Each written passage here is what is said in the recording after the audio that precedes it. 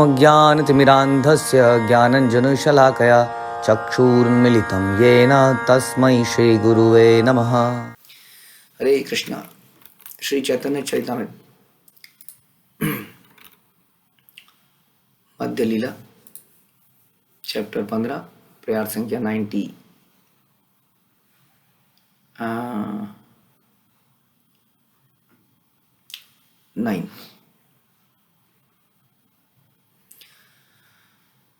तो ये समय चल रहा है जब चैतन्य महाप्रभु अपने भक्तों को विदा कर रहे हैं और विदा करते करते कुछ विशेष संदेश भी दे रहे हैं और कुछ पुरानी बातें याद कर रहे हैं ताकि उन यादों को लेकर वो भक्त आगे आने वाला जीवन बिता सके।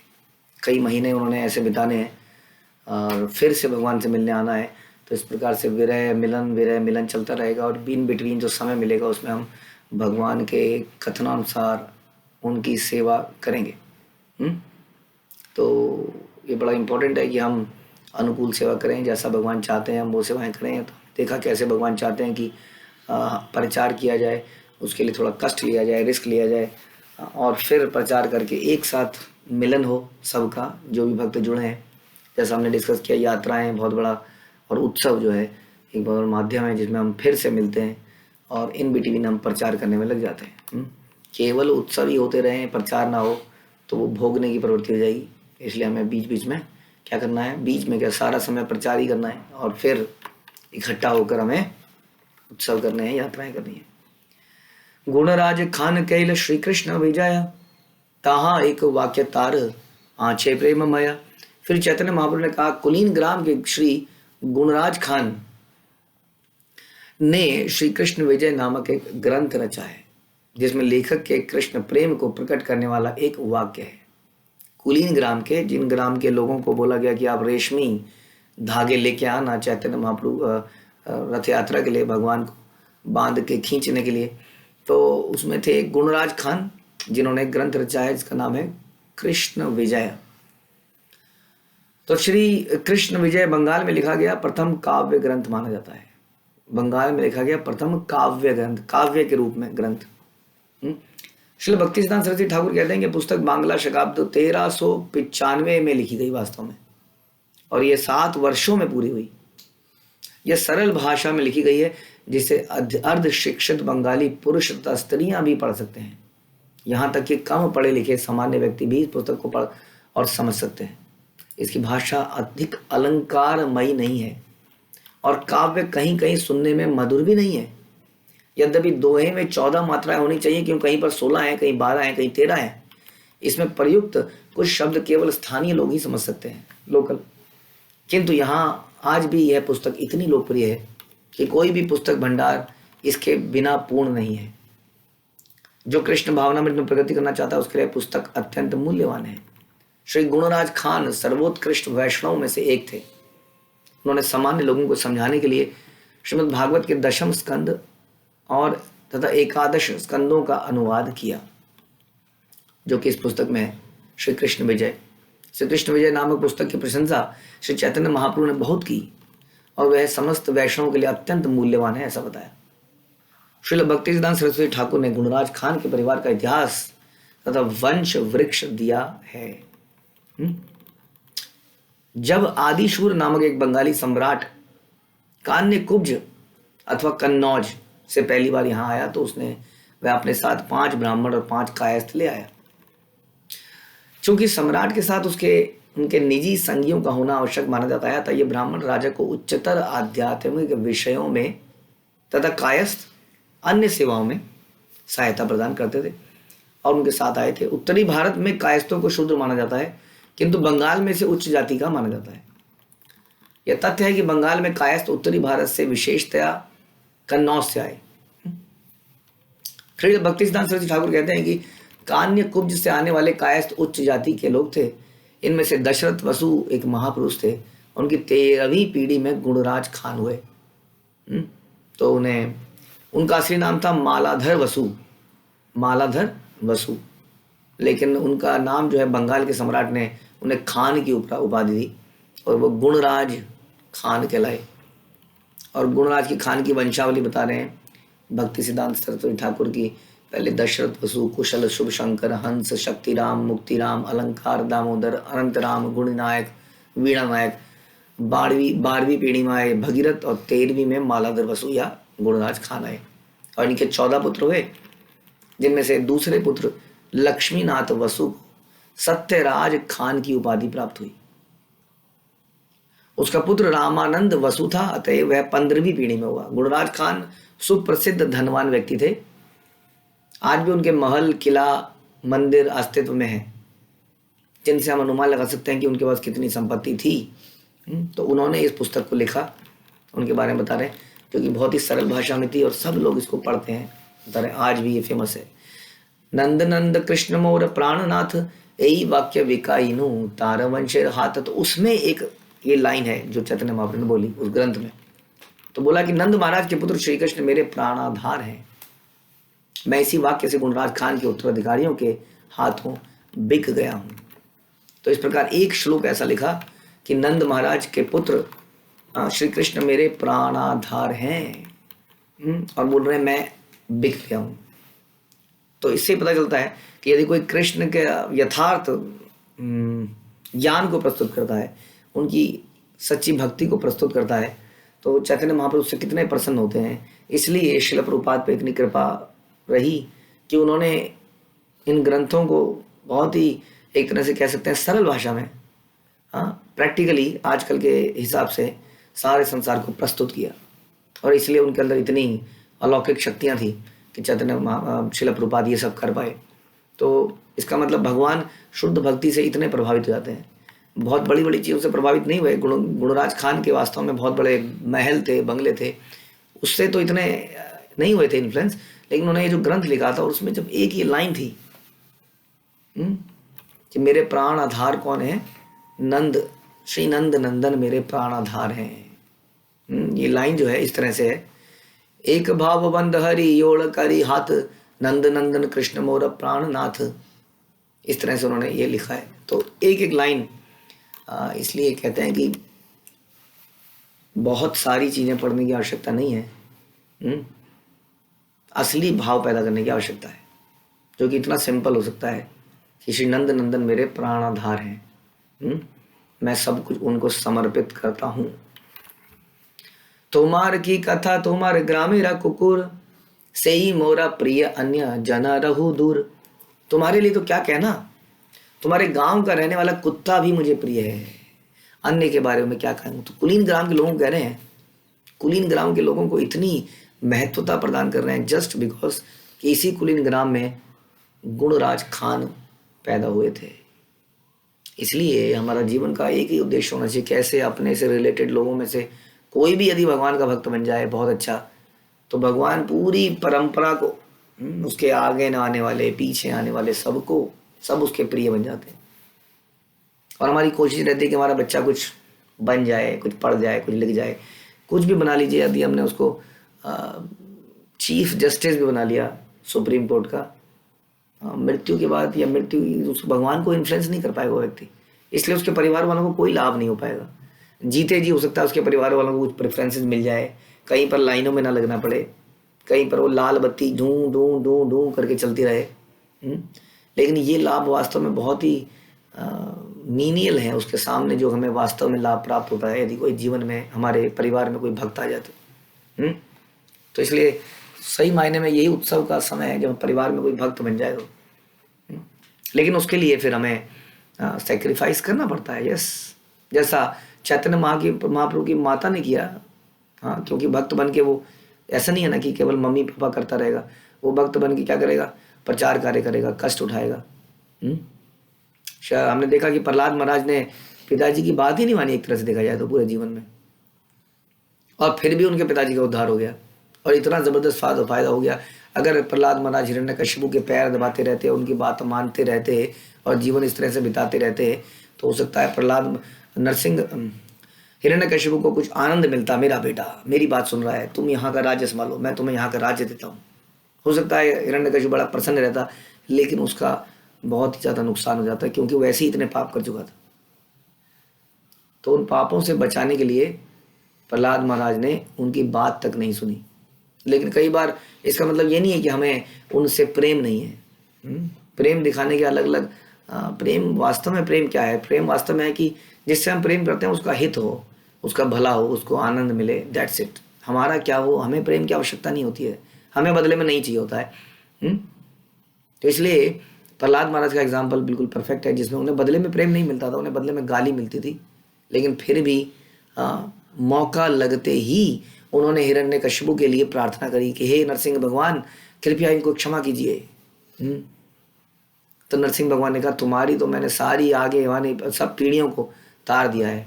तो इस तरह से हमारे जीवन में यदि कोई भक्त बन जाए तो थोड़ा नेगलेक्ट तो होता ही है। जैसे पत्नियां कई बार नेगलेक्ट हो जाती हैं, यदि पति भक्त बनते हैं, सेवा करते हैं, तो पत्नियों को लगता है कि नहीं, ये तो नहीं हो पा रहा है, तुम कुछ मदद नहीं कर रहे हो। जब जब अगर वो व्यक्ति खाली बैठा है तब तो तमोगुण में जा रहा है भक्ति के नाम पर। लेकिन अगर कोई व्यक्ति पूरी तरह से पूरे दिन भक्ति में लगा है तो मुझे लगता है देवहूति की तरह उस पत्नी को भी इतना वो विश्वास होना चाहिए कि इनकी तपस्या से ही उनको लाभ होगा वास्तव में।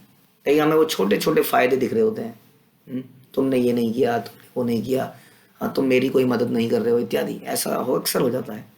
और हम सुनते हैं कि देवहूति और कर्दम मुनि के केस में कि कर्दम मुनि टोटली उन्होंने एक तरह से काइंड ऑफ नेगलेक्ट ही कर दिया था देवहूति को।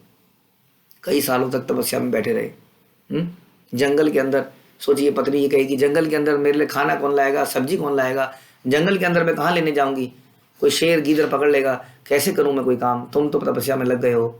हाँ, तो हमें सोचना चाहिए कि जब कोई परिवार का सदस्य भगवान की भक्ति में लगता है तो हम उससे बहुत ज़्यादा एक्सपेक्ट नहीं करते, क्योंकि वो पूरे समाज के लिए कार्य कर रहा है और वास्तव में वो हमारा असली हित कर रहा है। जैसा यहाँ पर चैतन्य महाप्रभु कह रहे हैं कि तुम्हारे गांव का रहने वाला कुत्ता भी मुझे प्रिय है, अन्यों के बारे में तो क्या कहना, कुत्ता भी प्रिय है। तो इतना इंपॉर्टेंट हो जाता है। श्रीवास ठाकुर के केस में हम देखते हैं कि श्रीवास ठाकुर के घर में एक लेडी जो थी, हमने दुखी के बारे में सुना, उनके नौकर नौकरानियां जितने भी थे, चैतन्य महाप्रभु कहते थे श्रीवास सबको लेके आ जाओ, अपने घर के नौकर को, भाइयों को, बहन को, सबको लेके आ जाओ, मैं सबका उद्धार कर दूंगा क्योंकि तुम मेरे प्रिय भक्त हो। तो इस प्रकार से परिवार में जरूरी नहीं है कि हमें अटेंशन मिले, हमारी सेवा करी जाए, बल्कि हमें हमारे परिवार में यदि कोई भक्त है तो समझ लीजिए भगवान की बहुत कृपा हमारे पास होने ही वाली है। उनकी मदद करें, किस प्रकार से, कैसे उनकी मदद करी जाए ताकि वो इन कार्यों को और अच्छे तरीके से करें, उन्हें बांधने का प्रयास ना किया जाए। यही हमारा कर्तव्य बनता है। तबे रामानंद और सत्यराज खान प्रभु चरण किछु कैला निवेदन। इसके बाद रामानंद वसु तथा सत्यराज खान दोनों ने चैतन्य महाप्रभु के चरण कमलों में कुछ प्रश्न किए। परिप्रश्नेन सेवया, ये प्रश्न बड़े इंपॉर्टेंट हैं, हमें ये प्रश्न हमेशा याद रखने हैं। इन प्रश्नों में बहुत ही इंपॉर्टेंट प्रश्न वास्तव में पूछा जाएगा जो हमें हमेशा याद रखना है। गृहस्थ विषयामी किमोर साधने श्रीमुखे आज्ञा कर प्रभु निवेदी चरण। सत्यराज खान ने कहा, हे प्रभु, गृहस्थ तथा भौतिकतावादी व्यक्ति होने के कारण मैं अत्याधिक जीवन में आगे बढ़ने की, आध्यात्मिक जीवन में आगे बढ़ने की विधि नहीं जानता, इसलिए मैं आपके चरण कमलों की शरण स्वीकार करता हूं और प्रार्थना करता हूं कि आप मुझे आदेश दें। अक्सर हमारा प्रश्न क्या होता है, प्रभु हमारा ये काम नहीं बन रहा है, काम कैसे बनेगा, ये मेरा काम बना दो, ये मेरा ये कर दो, है ना। अक्सर हमारे प्रश्न कुछ ऐसे ही होते हैं भौतिक समस्याओं को सुलझाने के लिए। लेकिन यहाँ पर प्रश्न क्या पूछा जा रहा है कि मैं भौतिकतावादी हूँ, पहले तो अपने आप को भौतिकतावादी कह रहे हैं, जबकि भगवान के बड़े अच्छे भक्त हैं, कह रहे हैं मैं गृहस्थ हूँ, मैं नहीं जानता कि आध्यात्मिक इस संसार में कैसे आगे बढ़ा जाए, तो आप मुझे बताएं कि मैं कैसे आगे बढ़ूँ। तो ये प्रश्न बड़ा इंपॉर्टेंट प्रश्न है हमारे लिए कि हम कैसे आगे बढ़ें। हो सकता है उत्तर आपने 50 बार सुना हो, कई बार हम गुरु महाराज भी आंसर देते हैं, ध्यान पूर्वक जप और अपराधों से बचाव करें। हो सकता है आपने 50,000 बार सुन लिया हो, फिर भी जब हम पूछते हैं तो हमारी मेमोरी रिफ्रेश होती है, हमारा फोकस दोबारा उसी चीज़ पे आता है कि यही फोकस है, यही फोकस है। तो इसलिए ऐसे प्रश्न हमें पूछने चाहिए। प्रभु कहे न कृष्ण सेवा वैष्णव सेवन, निरंतर कर कृष्ण नाम संकीर्तन। श्री कृष्ण चैतन्य महाप्रभु ने उत्तर दिया, तुम निरंतर कृष्ण के पवित्र नाम का कीर्तन करो और जब भी संभव हो उनकी तथा उनके भक्तों की सेवा करो। तो वही उत्तर जो हम अपनी परंपरा से सुनते हैं। सेवा हमेशा द्वेष रहित होकर करी जाती है, अदरवाइज तो सेवा सेवा नहीं है। यदि सेवा करते हुए हमारे हृदय में द्वेष है, मैं तो दब गया, मैं तो पिस गया, मैं ही क्यों करूंगा, उसने तो कुछ नहीं किया, इसने तो कुछ नहीं किया, तो ये वास्तव में सेवा नहीं है। ये द्वैत, ये द्वेष, ईर्ष्या के साथ सेवा, ये वास्तविक सेवा नहीं मानी जाएगी। इसलिए हमें बताया जा रहा है कि क्या करो, भगवान का पवित्र नाम लो और वैष्णव भक्तों की सेवा करो। बस अगर भक्ति में आपको आगे बढ़ना है, ग्रस्त होते हुए भी आपको जीवन में आगे बढ़ना है, आध्यात्मिक जीवन में आगे बढ़ना है, तो क्या करें? हम लोग अक्सर बहुत कुछ करने लगते हैं। तो यही दो कार्य बताए चैतन्य महाप्रभु ने मुख्य रूप से। और वास्तव में ये हमारे तीन चीज़ें जो हम बोलते हैं कि नामे रुचि, वैष्णव सेवा और जीवेर दया, ये हमारे जीवन में बड़े इंपॉर्टेंट है। लेकिन सबसे इंपॉर्टेंट नाम में रुचि है और उसके बाद है वैष्णव सेवा और फिर है जीवेर दया, उसके बाद है जीवेर दया। कई लोग जीवेर दया के चक्कर में इतने पड़ जाते हैं कि वैष्णव सेवा भूल जाते हैं, नाम में रुचि भूल जाते हैं, नाम को सेकेंडरी बना देते हैं। जब शाम को हो रहा है, क्यों? क्योंकि इतना सारा जीवेर दया कर रहे हैं, इतना प्रचार कार्य में लग रहे हैं कि जब शाम को हो रहा है वैष्णव सेवा भूल गए। वैष्णव की सेवा की क्या जरूरत है? वैष्णव तो ऑलरेडी भगवान की भक्ति कर ही रहे हैं, उनका भक्ति करी, उनकी सेवा करते हैं ना। जो संसार में इतने सारे लोग हैं, क्यों ना उनकी सेवा करी जाए। यहाँ पर चैतन्य महाप्रभु कुछ और ही बता रहे हैं। वो बता रहे हैं कि भगवान के नाम का कीर्तन करो और वैष्णव की सेवा करो, उसके बाद ही तुम्हारा दिल पवित्र हो पाएगा, तभी तुम सही मायने में जीव पे दया कर पाओगे, जनसाधारण पे। इसलिए कहते हैं जन्म सार्थक करिए। हमारा जन्म सार्थक कब होगा? जब हम नाम जप में रुचि बढ़ाएंगे, ध्यानपूर्वक जप करेंगे, मॉर्निंग में जप करेंगे, बैठ के जप करेंगे, इत्यादि इत्यादि। और उसके अलावा हम वैष्णवों की सेवा करेंगे। ये हमारे जीवन का मुख्य उद्देश्य होना चाहिए। वैष्णव की सेवा में कई बार हम सेवा करते हैं तो जैसे मैंने बताया, कुछ ना कुछ ऊंच नीच हो जाती है। कोई कुछ बोल देता है, कोई कुछ कह देता है, या हम जिसके लिए करते हैं वो हमारे लिए नहीं करता है। ये सब उद्देश्य नहीं है कि मैंने तुम्हारे लिए किया था, तुम कम से कम मेरे प्रति थोड़ा अच्छा तो व्यवहार रखो। वैष्णव की सेवा हम करते ही करते हैं, चाहे हमारे प्रति कैसा भी व्यवहार रहे। इसी को कहते हैं तृणादि अपि सुनीचेन तरुर अपि सहिष्णुना, एक पेड़ की भांति जो पत्थर मारने पर फल देता है, पत्थर मारने पर भी सेवा करता है। उसी तरह से हम जब सेवा करेंगे तो हो सकता है कोई पत्थर मारे जाए। जगाई मदाई ने जब सेवा करी, उन्होंने जब गंगा जी के किनारे में घाट बनाया और घाट में लोग नहाने आते थे और देखते थे जगाई मदाई को उठा के पत्थर मार के उनका सर फोड़ देते थे और वो उनको प्रणाम करते थे। तो ऐसा वैष्णव ने किया है, तो हमारे साथ क्यों नहीं होगा जब इतने महान वैष्णव के साथ ऐसा हुआ है। इसलिए सेवा को बड़े प्रेम से, श्रद्धा से, ह्यूमिलिटी से हमें करना ही चाहिए।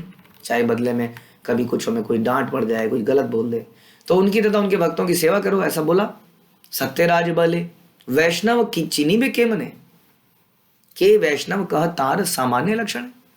तो महाप्रभु आप कह रहे हैं कि वैष्णव की सेवा करें, नाम जब तो समझ में आ गया, बट वैष्णव की पहचान कैसे होगी? किसको, कौन वैष्णव है?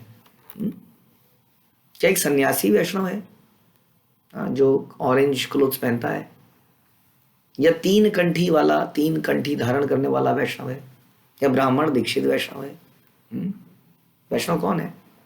या 10 साल पुराना व्यक्ति वैष्णव है, 50 साल पुराना व्यक्ति वैष्णव है, या जीबीसी में जो है वो वैष्णव है, टेम्पल प्रेसिडेंट वैष्णव है।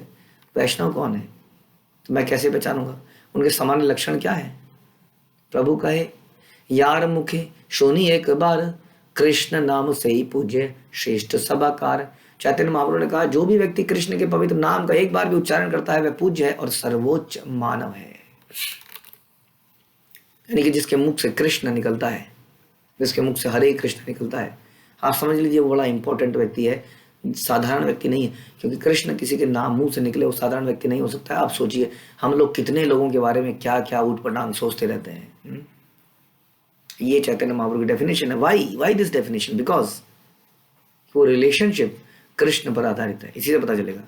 हम लोग रिलेशनशिप कैसे बनाते हैं? ये व्यक्ति में आया था, यहाँ पर यात्रा में आया था या यहाँ पर रहने आया था, इस व्यक्ति ने मेरी बड़ी मदद करी, हाँ इस व्यक्ति ने मेरी किचन सेटअप में मदद करी इस व्यक्ति ने मेरी शिफ्टिंग कराने में मदद करी, इस व्यक्ति ने मेरे यात्रा में मेरा बड़ा ध्यान रखा, इस व्यक्ति ने मेरे को बीमारी में बड़ा ध्यान रखा।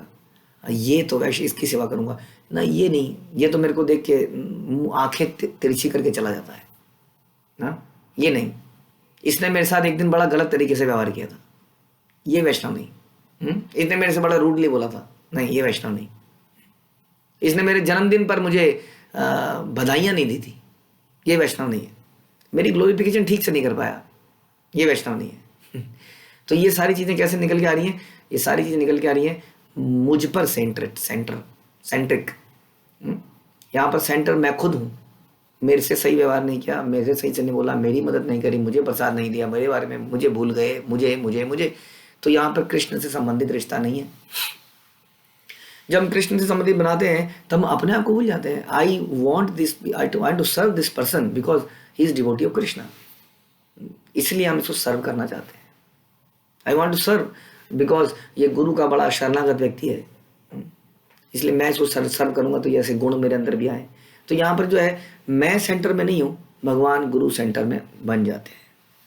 ध्यान रखिए, जब तक हमारे रिलेशनशिप ऐसे नहीं है तब तक वो मैं पर आधारित है, और इसको देहात्म बुद्धि कहते हैं, बॉडीली कॉन्शियसनेस वास्तव में। और हम सोचते हैं हम वैष्णव की सेवा कर रहे हैं, मदद कर रहे हैं। हाँ, वास्तव में मदद नहीं है।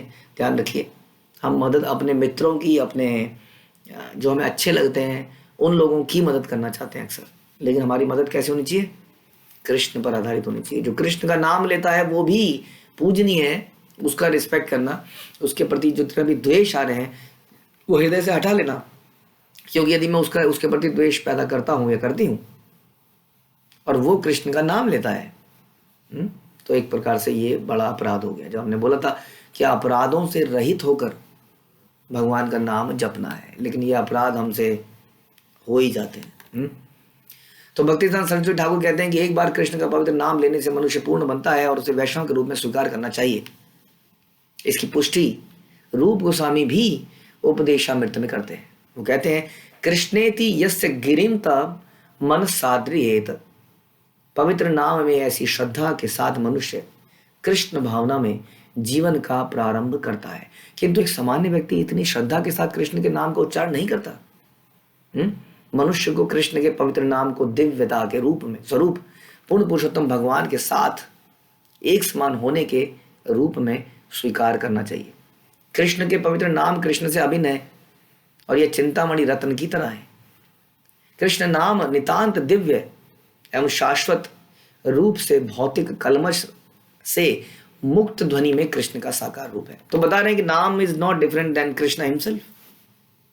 इसलिए नाम में रुचि बड़ी इंपॉर्टेंट है, और इसलिए जो चीज़ इतनी इंपॉर्टेंट है वो किसी के मुख से अगर निकलती है तो व्यक्ति अपने आप इंपॉर्टेंट हो जाता है। होता है कि नहीं? कोई व्यक्ति जैसे क्या कहते हैं उसको, जो भी एक ज्वेल जो इंग्लैंड यूके में लेके गए इंडिया से, कोहिनूर, कोई व्यक्ति अपने मुकुट में अगर कोहिनूर पहना हुआ है तो व्यक्ति अपने आप ही इंपॉर्टेंट हो जाता है, और इसने कोहिनूर पहना है। होता है कि नहीं?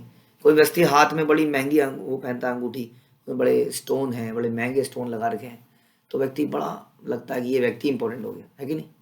इस संसार के हिसाब से भी कोई व्यक्ति बहुत बड़ी कार में उतरता है तो लगता है ये व्यक्ति इंपॉर्टेंट हो गया।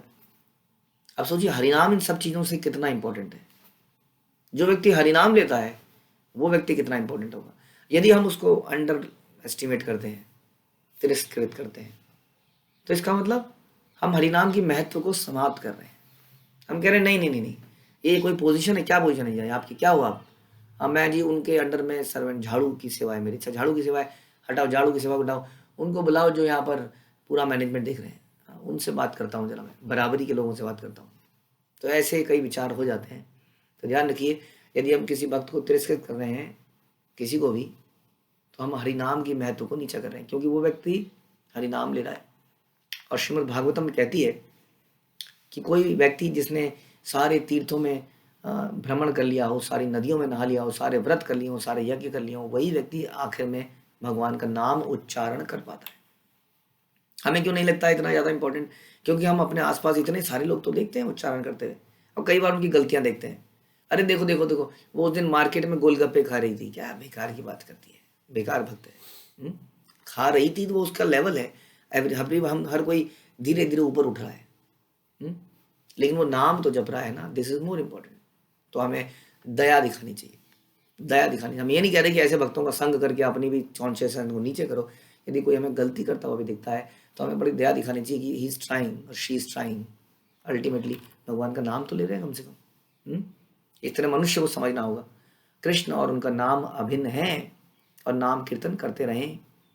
नया भक्त शुद्ध भक्त के भक्तिमय अव्ययों को नहीं समझ पाता, नया भक्त जो आता है, किंतु जब वह भक्ति में लगता है, विशेषतः अर्थ विग्रह की पूजा करता है प्रारंभ में और प्रामाणिक गुरु के आदेश के अनुसार चलता है, तो शुद्ध भक्त बन जाता है।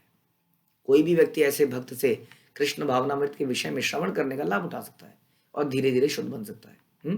यानी कि संगति जब करनी है तब ये जरूर देखना है कि कौन उन्नत भक्त है, कौन ईर्ष्या रहित है, ताकि हम उनसे संग पाकर अपने अंदर वैसे गुण डेवलप कर पाए। लेकिन जिनके अंदर कुछ गलतियां अभी भी दिखती हैं, उनके प्रति दया करके फेवरेबल एटीट्यूड बना के रखना चाहिए, अगर हम संग नहीं भी कर रहे तो भी। दूसरे शब्दों में, जब कोई भक्त यह मानता है कि भगवान का नाम भगवान से अभिन्न है, वह शुद्ध भक्त है, भले ही वह अभी कनिष्ठ अवस्था में क्यों ना हो। उसकी संगति से अन्य लोग वैष्णव बन सकते हैं।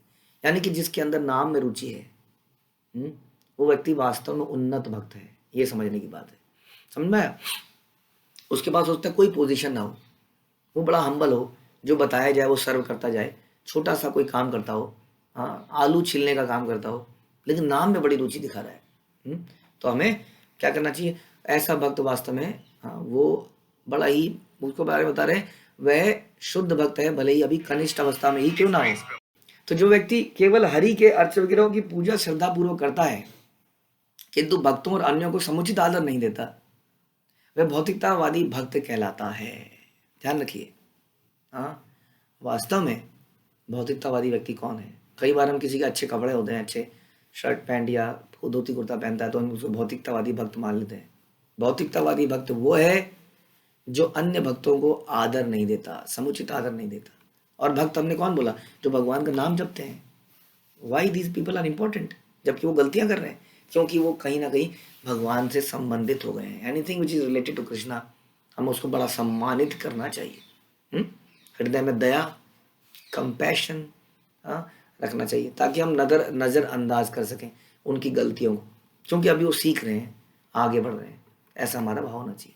तो जो भक्तों को आदर नहीं दे पाता, वो वास्तव में भौतिकतावादी भक्त है। भागवत कहती है, किंतु ऐसे कनिष्ठ भक्त की संगति से मनुष्य भक्त बन सकता है। श्री चैतन्य ने सनातन गोस्वामी को शिक्षा देते हुए कहा कि जिस व्यक्ति ने दृढ़ श्रद्धा प्राप्त कर ली है, वह कृष्ण भावनामृत में अग्रसर होने का पात्र है। समझ में आया। यानी कि what is important is the basics. Basics क्या है, ध्यान रखिए, ये बड़ा इंपॉर्टेंट है। आपने एक वर्ड सुना होगा अक्सर, back to basics, basics basics, fundamentals, foundation. हमारी फाउंडेशन क्या है, हमारा फंडामेंटल क्या है, वैष्णव सेवा, नामे रुचि, जीवे दया, कुछ सिद्धांत, गुरु की, इसमें बताया श्रद्धा। एक और इम्पॉर्टेंट चीज हम बोलते हैं, यथा देवे तथा गुरु तस्य कथयित ही प्रकाशन्ते महात्मना। मतलब कि जिस व्यक्ति को भगवान में और गुरु में अटूट श्रद्धा होती है, उसको सारे वेदों के रहस्य उजागर हो जाते हैं। तो श्रद्धा एक और एलिमेंट है ये समझने के लिए कि कौन उन्नत भक्त है। तो जिसकी नाम में रुचि है, जिसकी गुरु में भगवान में अटूट श्रद्धा है, उसकी श्रद्धा विचलित नहीं होती है परिस्थितियों के अनुसार से, तो वो तो बड़ा उन्नत भक्त है।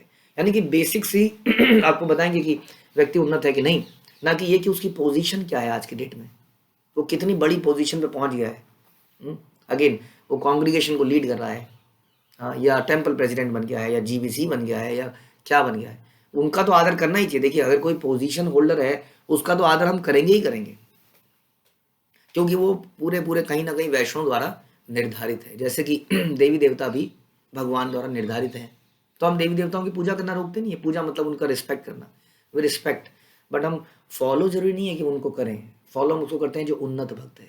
वो कौन पता चलेगा, जिसके नाम में रुचि है, जो सबको सम्मान देता है, जो श्रद्धा है, जिसकी गुरु की आज्ञा पे बहुत श्रद्धा है, ऐसे व्यक्ति को हमें फॉलो करना है।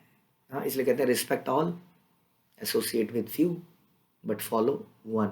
किसी एक व्यक्ति को फॉलो कीजिए, रिस्पेक्ट सभी की कीजिए, और कुछ लोगों के साथ आप संगति कीजिए जो थोड़े ज़्यादा उन्नत हैं, और जो हमारे गाइड हैं, है ना, जो हमारे गुरु हैं, हमारे शिक्षा गुरु हैं, हमारे दीक्षा गुरु हैं, उनके प्रति पूरा सरेंडर शरणागत होना पड़ेगा।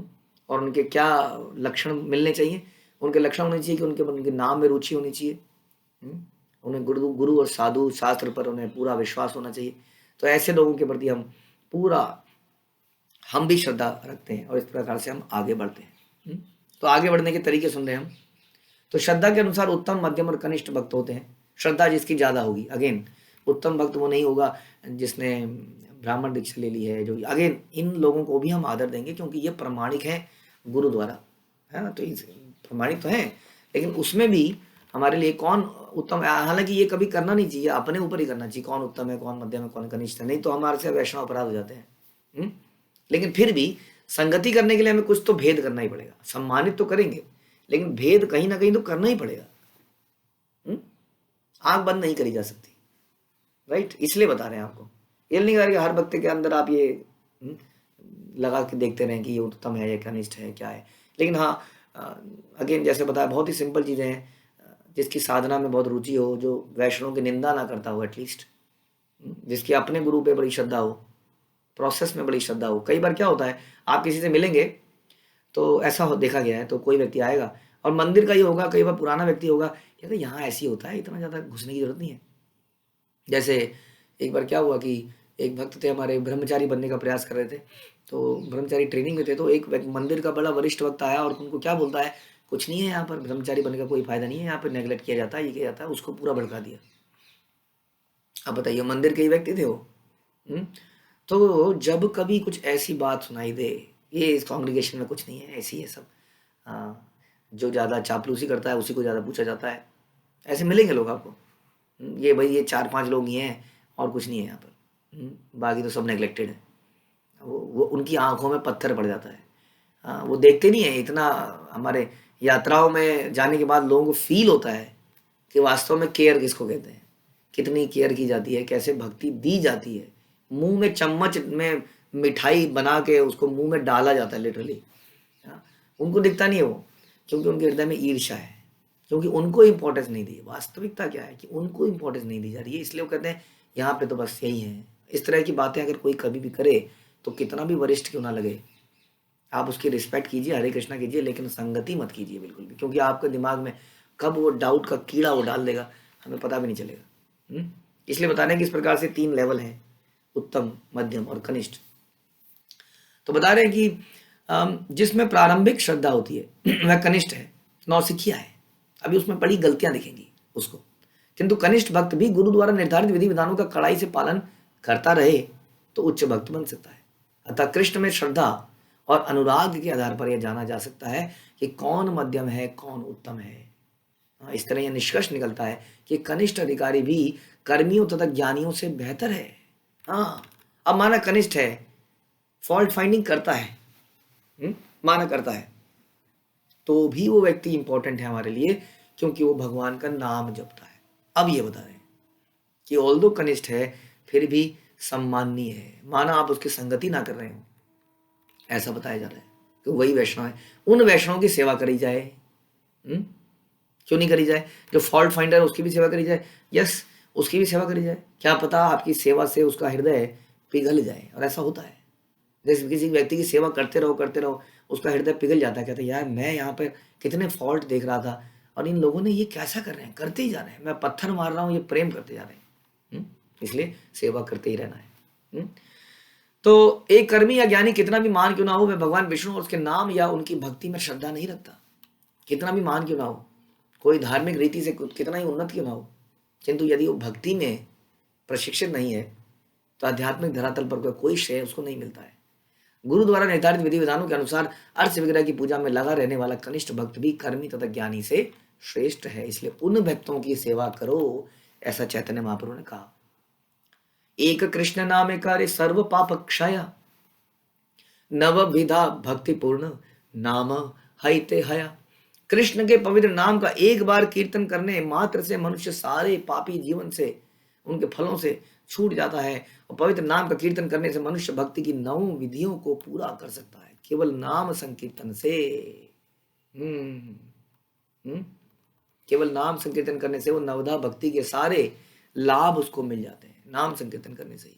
कितना इंपॉर्टेंट होगा इस प्रकार नाम जपना। तो नाम की महिमा यदि उसके बारे में आपको सुनना है तो ये बहुत इंपॉर्टेंट श्लोक चैतन्य महाप्रभु स्वयं बता रहे हैं। What is the importance of chanting the Holi names. हमारे जीवन के सारे पापों को, उनके फलों को समाप्त कर देता है। और सारे नविधा भक्ति का जो मुख्य है वो चीज क्या है? नाम जप। जहां तक केवल एक बार कृष्ण के पवित्र नाम लेने से सारे पाप फलों से मुक्त हो जाने का प्रश्न है, मनुष्य को भगवान नाम का कीर्तन निरपराध भाव से करना चाहिए, तब ऐसा हो पाता है। तब केवल एक बार भगवान नाम का जप जीव को सारे पापों से मुक्त कर देता है। कैसे? नाम अपराध से बचते हुए अगर नाम जपते हैं तो। लेकिन अगेन, अपराध हमारा जन्म सिद्ध अधिकार है, जजमेंट पास करना हमारा जन्म सिद्ध अधिकार है, खुसर पुसर आपस में करना हमारा जन्म। देखा देखा, मैंने पहले कहा था, कर लिया ना इन्होंने, कर लिया ना, देखो और कर लो। बहुत सारी हम लोग खुसर पुसर, इधर उसकी बुराई, इधर उसका, उसमें अंदर कोई त्रुटि। ध्यान रखिए, न जाने कब हम भगवान को पा पाएंगे। इसलिए बड़ा इंपॉर्टेंट है कि नाम अपराध से रहित होकर यदि हम नाम जपें तो सारे पाप समाप्त हो सकते हैं हमारे। निरपराध भाव से जप करने वाला ऐसा व्यक्ति अत्यंत महत्वपूर्ण है और पूजनीय है। निसंदेह श्रवण कीर्तन इत्यादि भक्ति की नव विधियां भगवान के पवित्र नाम का निरपराध कीर्तन करने से तुरंत प्राप्त की जा सकती है। इस संदर्भ में भक्ति सिद्धांत सरस्वती श्रील जीव गोस्वामी अपनी पुस्तक में लिखते हैं, भक्ति संदर्भ, भक्ति की नौ विधियों में से कीर्तन अत्यंत महत्वपूर्ण है। इसलिए जीव गोस्वामी का आदेश है कि अर्चन, वंदन, दास्य, सख्य आदि अन्य विधियों को तो संपन्न करना ही चाहिए, किंतु उनके पहले और बाद में पवित्र नाम का कीर्तन होना चाहिए। यानी कि कहीं पर हम उत्सव मनाते हैं तो क्या हो? पहले कीर्तन हो, बीच में चलो आपने अर्चा विग्रह की अर्चना कर ली, आपने और चीजें कर ली, और अंत में फिर से कीर्तन। तो कीर्तन कीर्तन फॉलोड बाय कीर्तन, इन बिटवीन समथिंग एल्स। और ध्यान रखिए, भगवान की कथाएं कीर्तन कहलाती हैं, क्योंकि उनकी कीर्ति का गान है। तो इस प्रकार से भगवान की कथाओं का गान, उनके नामों का उच्चारण, उसके बीच में हम पूजा विधि कर सकते हैं, यानी कि विग्रह सेवा, डीटी वर्शिप, ये सब कर सकते हैं। लेकिन मुख्य चीज है कीर्तन, उनके नाम का, गुण का, रूप का। तो ये बता रहे हैं। इसलिए हमने अपने सारे केंद्रों में विधि आरंभ की है। अर्चन, आरती, भोग, समर्पण, अर्च विग्रह अलंकार के पहले और बाद में भगवान के पवित्र नाम का कीर्तन। हरे कृष्णा कृष्ण कृष्ण हरे हरे, हरे राम राम राम हरे हरे किया जाता है। श्रील प्रभुपाद की जय, श्री चैतन्य चरितामृत की जय, श्री कृष्णदास कविराज की